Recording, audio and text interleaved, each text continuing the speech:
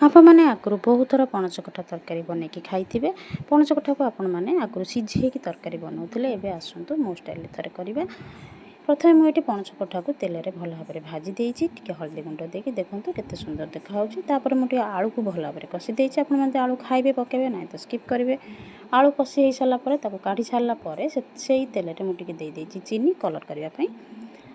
एथे मुदेली तेजपत्र पान मधुरी हाफ चामच जीरा हाफ चामच खंडे डालचीनी तापर मुझे देदेली ये गोटे मीडियम साइज पियाज को सरस गोटे काटिक देती मुझे बेसी मसला यूज करनी गोटे चामच ये अदा रसुण पेस्ट देती एथे कंचा लंका बाटी गोटे छोट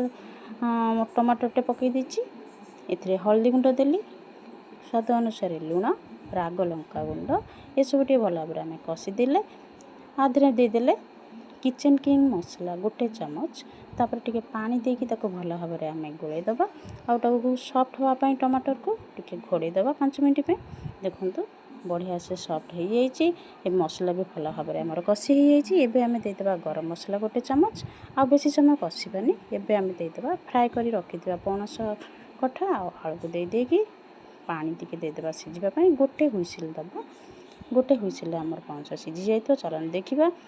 पणस भी आमर गोटे गोटे सब देखा पीस सब किंतु भितर पूरा सिझी जाइए।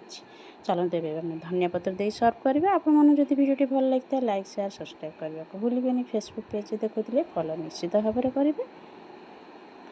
रोजी थैंक यू।